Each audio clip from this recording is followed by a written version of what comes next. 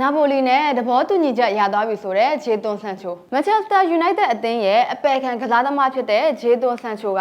စီရီရဲ့ကလပ်နာပိုလီကိုပြောင်းရွှေ့ဖို့အတွက်ပုဂ္ဂိုလ်ရဲ့သဘောတူညီချက်ရသွားပြီဖြစ်ပြီးပြောင်းရွှေ့ခြင်းအတွက်သာယူနိုက်တက်နဲ့နာပိုလီတို့ညှိနှိုင်းဖို့ကြံတော့တယ်လို့အင်္ဂလိပ်မီဒီယာတွေကဖော်ပြခဲ့ကြပါတယ်။အသက်25နှစ်ရှိပြီဖြစ်တဲ့ဆန်ချိုဟာနီးပြအမိုရင်ရဲ့အနာဂတ်စီမံကိန်းမှာမပါဝင်တော့ဘူးလို့အတိပေးခံထားရသူဖြစ်ပြီးယူနိုက်တက်ကအမြန်ဆုံးရှင်းထုတ်ဖို့ကြိုးစားနေတာပါ။ဒါအပြင်ဆန်ချိုကိုတရားအငှားစာချုပ်နဲ့ခေါ်ပြီးရာသီကုန်မှပေါင်25တန်းနဲ့ခေါ်ဖို့သဘောတူညီချက်ယူထားတဲ့ချက်စီအသင်းကဂျော်ဂျင်း9တန်းပေးပြီးယူနိုက်တက်စီပြန်လွှတ်ခဲ့တာကြောင့်အခြားပရီးမီးယားလိကလပ်တွေကပါဆန်ချိုကိုခေါ်ယူဖို့လက်သွန်ကုန်ကြတာပါယူနိုက်တက်ကစားသမားဟောင်းတွေဖြစ်တဲ့လူကာကူတိုမီနေတို့ရောက်လာပြီးမှစီးရီးရဲ့ချန်ပီယံဖြစ်ခဲ့တဲ့နာပိုလီဟာလက်ရှိအချိန်မှာမန်စီးတီးကစားသမားဟောင်းဒီဘရိုင်းကိုခေါ်ယူထားသလိုဆန်ချိုကိုလည်းအလိုရှိနေတာပါယူနိုက်တက်မှာတပတ်ပေါင်3သိန်းရနေတဲ့ဆန်ချိုကလစာလျှော့ယူဖို့ဆုံးဖြတ်ထားပေမဲ့ယူနိုက်တက်ကသတ်မှတ်ထားတဲ့ပြောင်းရွှေ့ခြင်းပေါင်21တန်းကိုနာပိုလီဘက်ကများတယ်လို့ယူဆနေတာကြောင့်အငှားစာချုပ်နဲ့ပြောင်းရွှေ့ရပွဲရှိနေတယ်လို့လည်းသိရပါတယ်နာပိုလီကလည်းနော်ယူနိုက်တက်ရဲ့အကြတွေကိုပဲလိုက်ကောက်ဖို့ချောင်းနေတော့တာပဲ